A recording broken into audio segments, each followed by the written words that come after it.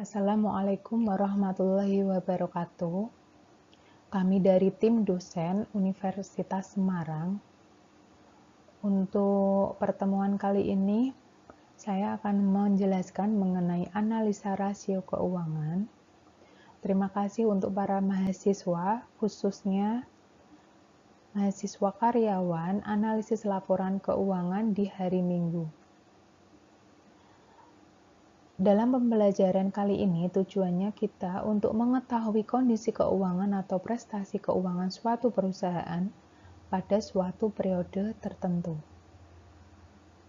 Jadi, dengan menganalisa rasio keuangan, kita bisa melihat kinerja perusahaan apakah baik atau kurang baik. Jadi, kita bisa melihat apabila perusahaan tersebut bisa mencapai target, maka perusahaan itu analisa rasionya baik.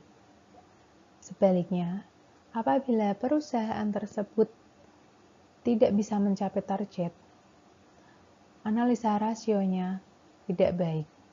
Maka di situ kita bisa menganalisis dan mencari untuk ke depan apa yang dibutuhkan dalam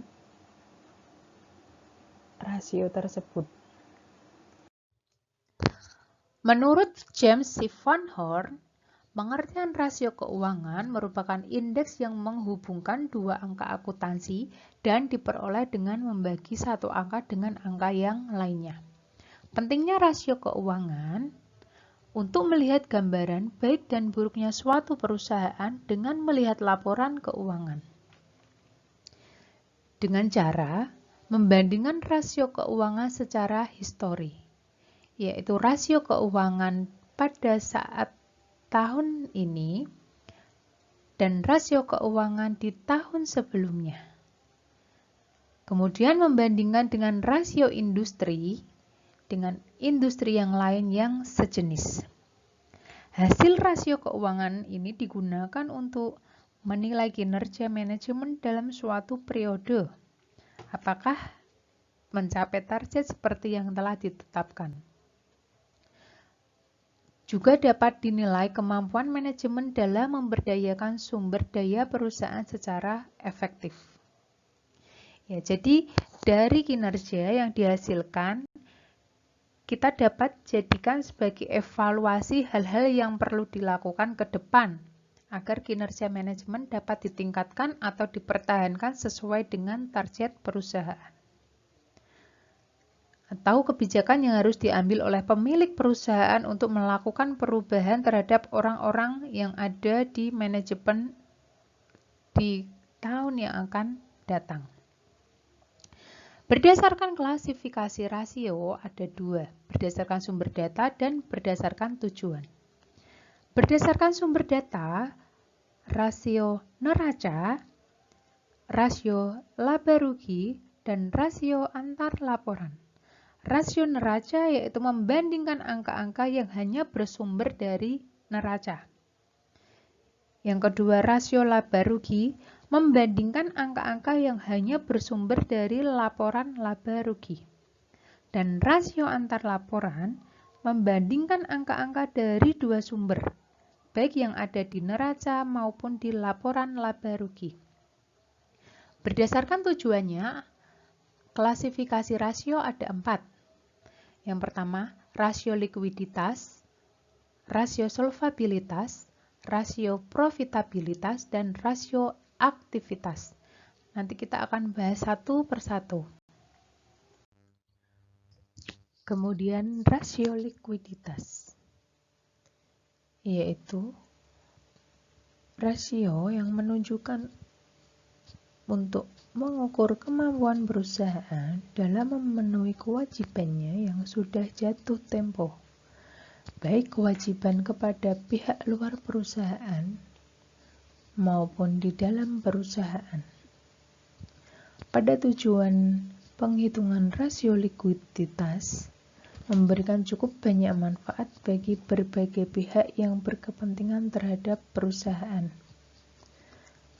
Contohnya pemilik perusahaan dan manajemen perusahaan, guna menilai kemampuan mereka sendiri. Kalau untuk pihak luar perusahaan yang memiliki kepentingan seperti pihak kreditor atau penyedia dana bagi perusahaan, misalnya perbankan. Di dalam rasio likuiditas, terdapat beberapa rasio yang akan kita hitung. Yang pertama, current ratio, atau bisa disebut rasio lancar.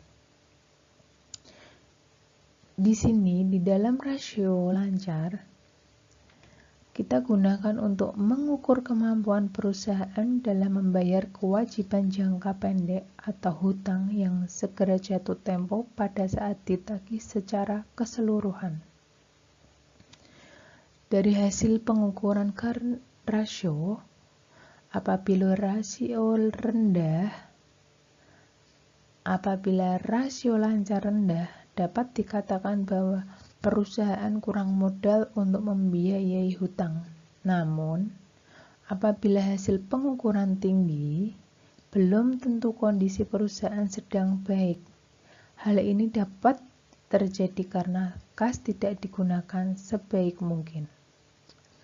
Dalam praktek sering dipakai bahwa rasio lancar dengan standar 200% atau 2:1.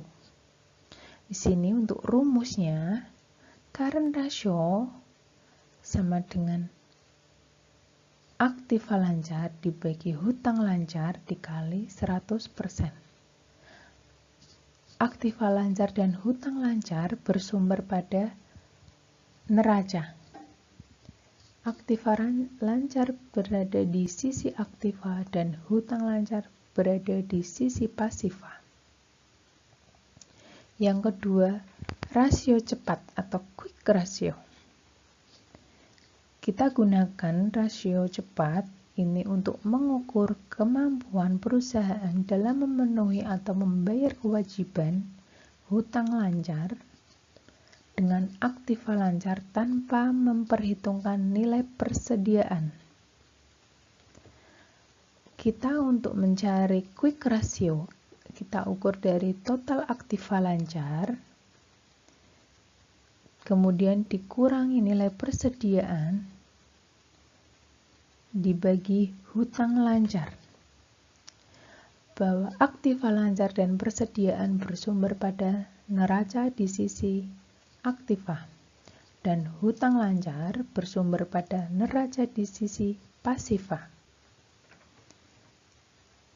Jika rasio perusahaan di bawah rata-rata industri, keadaan perusahaan lebih buruk dari perusahaan lain. Sebaliknya, jika rasio perusahaan di atas rata-rata industri, keadaan perusahaan lebih baik dari perusahaan lain. Yang ketiga, rasio kas atau kas rasio. Kita gunakan untuk mengukur seberapa besar uang kas yang tersedia untuk membayar hutang.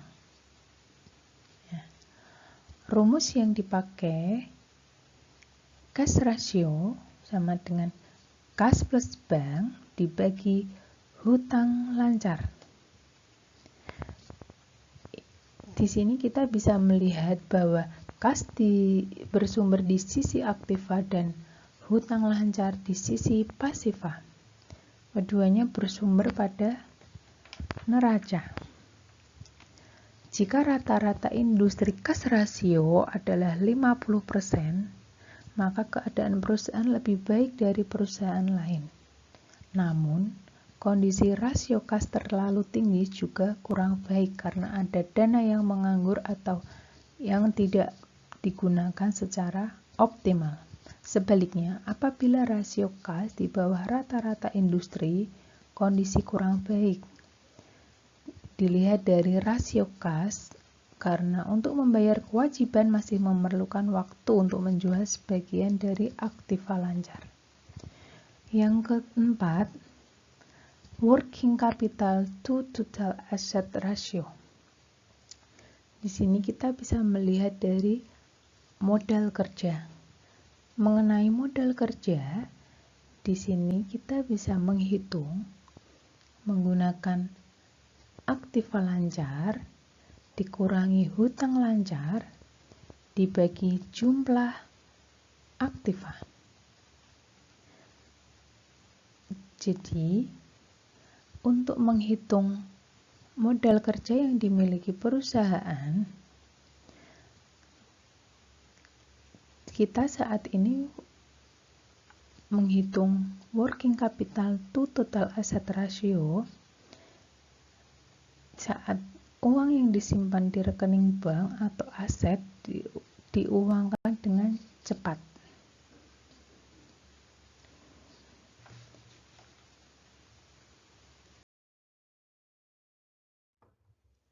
Rasio solvabilitas merupakan kemampuan perusahaan untuk memenuhi seluruh kewajiban jangka pendek dan jangka panjang tepat pada waktunya, dan kemampuan perusahaan untuk memenuhi segala kewajiban finansialnya apabila perusahaan dilikuiditasi. Apabila dari hasil perhitungan perusahaan ternyata memiliki rasio solvabilitas yang tinggi, hal ini akan berdampak timbulnya resiko kerugian yang lebih besar. Tetapi juga ada kesempatan mendapatkan laba juga besar. Sebaliknya, apabila perusahaan memiliki rasio solvabilitas lebih rendah, tentu mempunyai resiko kerugian lebih kecil, terutama pada saat perekonomian menurun. Biasanya, manajer keuangan dituntut untuk mengelola rasio solvabilitas dengan baik sehingga mampu menyeimbangkan pengembalian yang tinggi dengan tingkat resiko yang dihadapi. Berikut jenis-jenis rasio solvabilitas. Yang pertama, total debt to equity ratio atau disebut TED. Penghitungannya total hutang dibagi modal sendiri atau ekuitas. Total hutang bersumber pada neraca dan modal sendiri biasa disebut dengan ekuitas atau equity. Hutang tidak boleh lebih besar dari modal supaya beban perusahaan tidak bertambah. Tingkat rasio yang rendah berarti kondisi perusahaan semakin baik. Semakin kecil rasio ini berarti kondisi perusahaan semakin baik karena modal untuk menjamin utang lancar masih cukup besar. Batas terendah dari rasio ini adalah 100% atau 1:1. Yang kedua, total debt to total asset ratio atau disebut TDE. Rumusnya, hutang lancar plus hutang jangka panjang dibagi total aktiva dikali 100%. DIP rasio merupakan rasio hutang yang digunakan untuk mengukur perbandingan antara total hutang dengan total aktiva. Jadi, seberapa besar aktiva perusahaan dibiayai oleh hutang atau seberapa besar hutang perusahaan berpengaruh terhadap pengelolaan aktiva. Besaran presentasi rasio ini minimum 100% atau 1:1. Artinya, Rp1 hutang jangka panjang bisa dijamin oleh Rp1 aktiva tetap yang dimiliki oleh perusahaan. Hutang yang dihitung dalam hal ini adalah semua hutang perusahaan baik jangka pendek maupun jangka panjang. Tingkat rasio yang rendah berarti kondisi perusahaan semakin aman. Yang ketiga ada long term debt to equity ratio atau disebut LTDR. Rumusnya, hutang jangka panjang dibagi modal sendiri dikali 100%. LTDR merupakan rasio antara hutang jangka panjang dengan modal sendiri. Tujuannya untuk mengukur berapa bagian dari setiap rupiah modal sendiri yang dijadikan jaminan hutang jangka panjang dengan cara membandingkan antara hutang jangka panjang dengan modal sendiri. Keduanya bersumber pada neraca di sisi pasifa. Yang keempat, times interest yield atau disingkat TIR. Untuk mengukur rasio ini sebagai kemampuan perusahaan untuk membayar biaya bunga jangka panjang. Dengan rumus, perbandingan antara laba sebelum bunga dan pajak dibandingkan dengan biaya bunga yang dikeluarkan. Jadi kemampuan perusahaan untuk membayar bunga pinjaman tidak dipengaruhi oleh pajak. EBIT, earnings before interest and tax, laba sebelum bunga dan pajak. Pada biaya bunga biasanya kita lihat pada laporan laba rugi, pada laba usaha. Semakin tinggi rasio ini, semakin besar kemungkinan perusahaan dapat membayar bunga pinjaman dan dapat menjadi ukuran untuk memperoleh tambahan pinjaman baru dari kreditur. Sebaliknya, apabila rasionya rendah, semakin rendah pula kemampuan perusahaan untuk membayar bunga dan biaya-biaya lainnya. Kemudian, di tangible asset debt coverage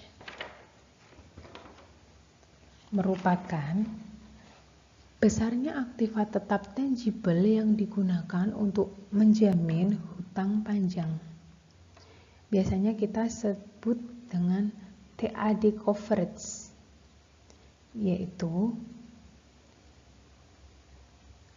jumlah aktiva dikurangi intangibles dan dikurangi hutang lancar dibagi hutang jangka panjang dikali 100%. Selain kewajiban karena berhutang dengan membayar bunga, diperlukan pula perhitungan seberapa besar aktiva atau aset tetap bisa digunakan untuk menjamin hutang jangka panjang atau tangible asset debt coverage. Pada intinya, TAD coverage ini menunjukkan besarnya aset tetap tangible yang digunakan untuk menjamin setiap rupiah liabilitas. Jadi bisa kita lihat nanti kalau penghitungannya, setiap rupiah kewajiban jangka panjang akan dijamin oleh aktiva atau aset tangible.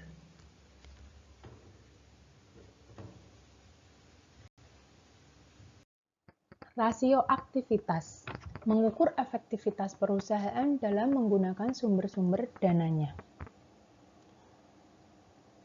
Untuk hasil pengukuran, nanti akan diketahui bahwa manajemen dapat mengukur kinerja mereka selama ini. Hasil pengukuran yang jelas mampu atau tidak untuk mencapai target yang telah ditentukan.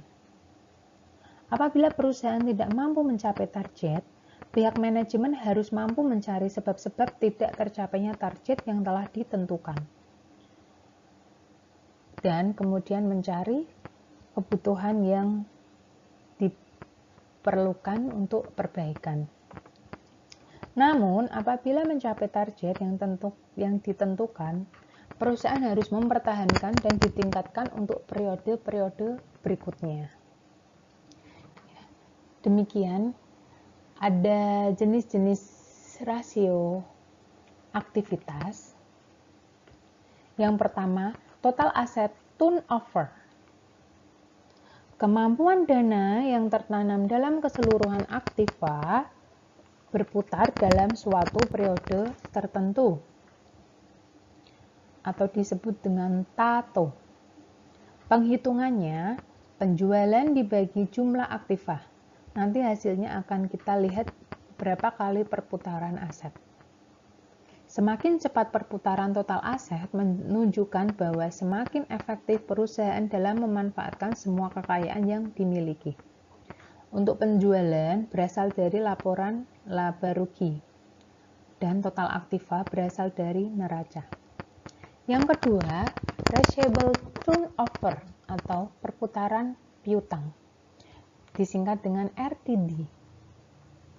Kemampuan dana yang tertanam dalam piutang berputar dalam suatu periode tertentu. Penghitungannya dari penjualan dibagi piutang rata-rata. Ingat, piutang rata-rata didapatkan menjumlahkan piutang tahun sekarang dan piutang tahun sebelumnya lalu dibagi 2. Yang ketiga, average collection period. Periode rata-rata yang diperlukan untuk mengumpulkan piutang atau disingkat dengan ACV.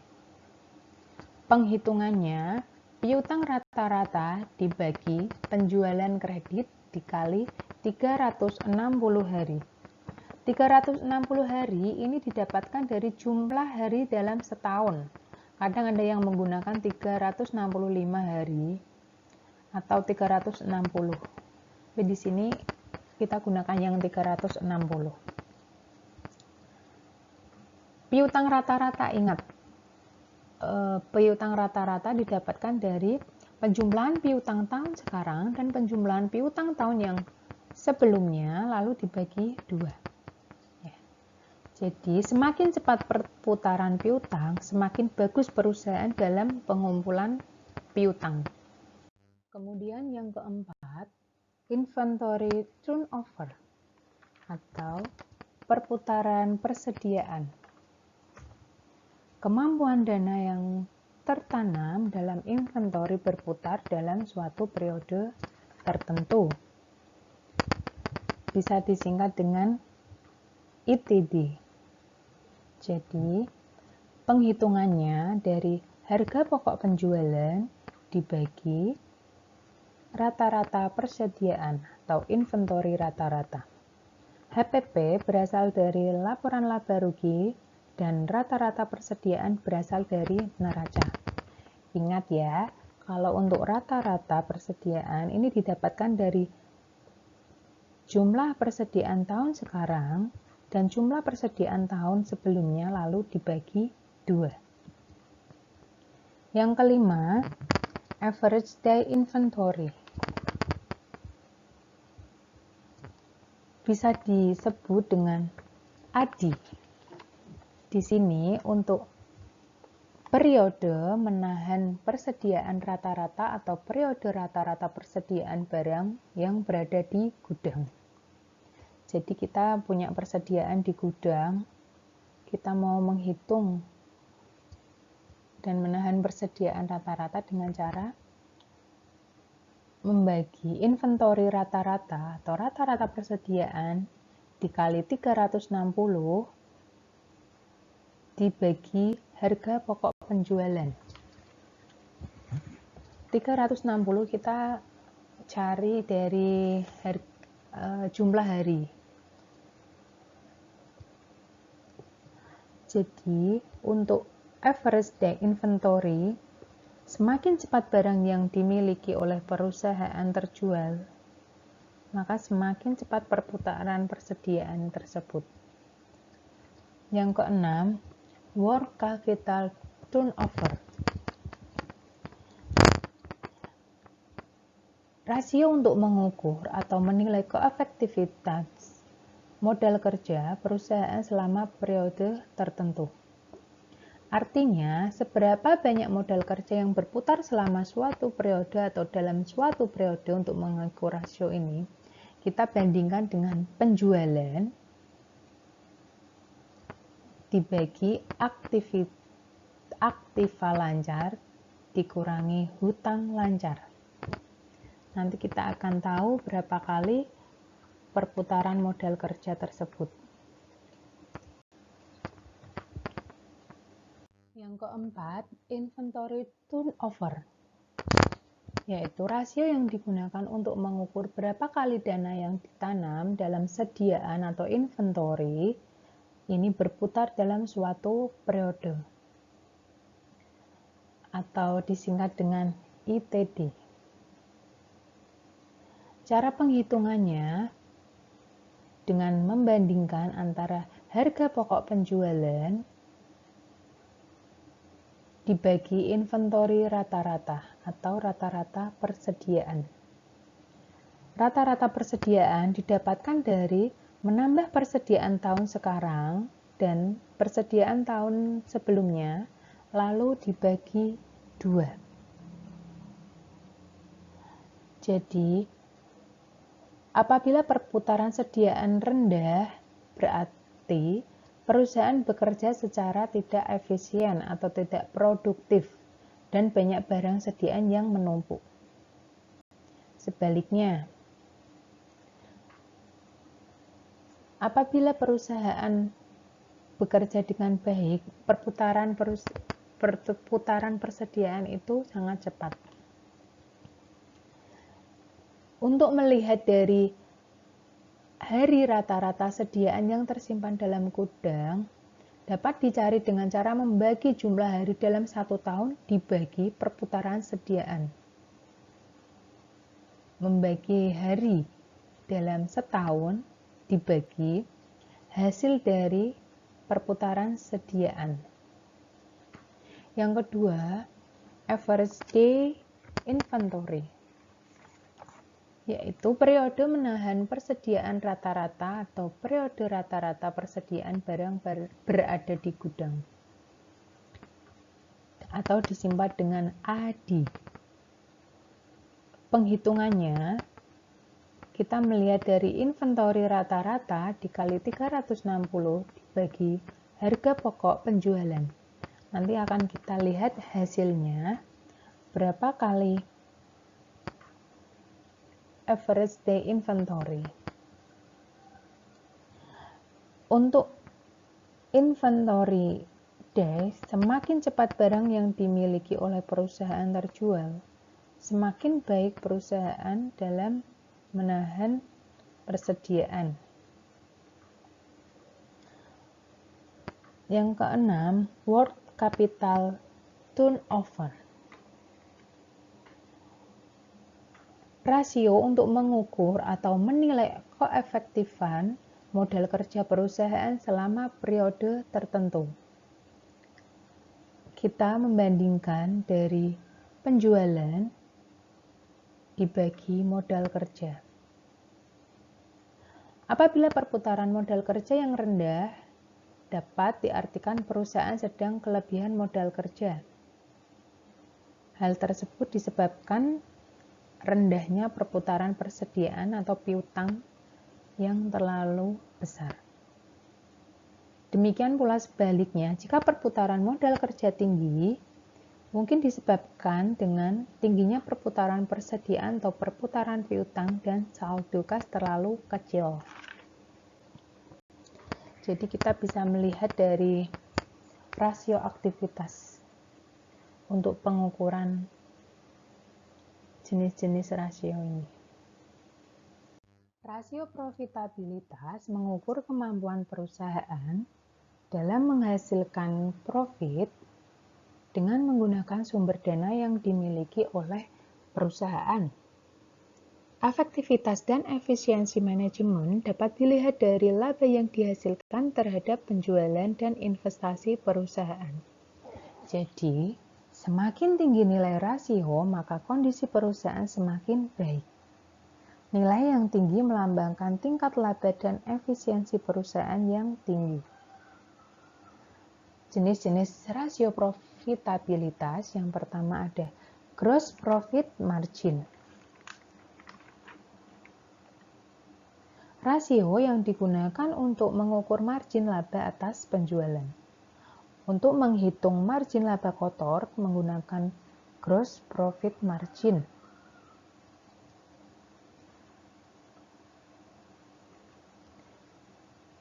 Rumusnya, penjualan neto dikurangi harga pokok penjualan dibagi penjualan bersih. Margin laba kotor menunjukkan laba yang relatif terhadap perusahaan dengan cara penjualan bersih dikurangi harga pokok penjualan. Rasio ini menunjukkan penetapan harga pokok penjualan. Keduanya berasal dari laporan laba rugi. Yang kedua ada net profit margin. Untuk margin laba bersih. Rumusnya earning after tax atau penghasilan setelah pajak dibagi penjualan. Bersumber dari laporan laba rugi. Yang ketiga, operating profit margin. Di sini untuk operating profit margin, rasio yang digunakan untuk mengukur tingkat margin laba operasi perusahaan berdasarkan perbandingannya dengan pendapatan atau penjualan bersih yang dihasilkan. Rumusnya EBIT dibagi penjualan neto atau laba sebelum bunga dan pajak. Itu dilihat dari laba usaha dibagi penjualan. Rasio profitabilitas yang berhubungan dengan investasi. Di sini ada return of investment atau disebut dengan ROI. Rasio yang menunjukkan hasil atas penjumlahan aktiva yang digunakan dalam perusahaan. Jadi ROI ini digunakan untuk efektivitas manajemen dalam mengelola investasi. Semakin kecil rasio ini, maka semakin kurang baik. Sebaliknya. Artinya, rasio ini digunakan untuk mengukur efektivitas dari keseluruhan operasi perusahaan. Rumusnya, earning after interest and tax dibagi total aset. Jadi, laba bersih dibagi total aktiva. Kemudian ada return of equity. Rasio untuk mengukur laba bersih sesudah pajak dengan modal sendiri. Rasio ini menunjukkan efisiensi penggunaan modal sendiri. Semakin tinggi rasio, maka semakin baik, artinya posisi pemilik perusahaan semakin kuat. Demikian sebaliknya. Untuk rumusnya, earning after interest and tax dibagi ekuitas atau modal sendiri.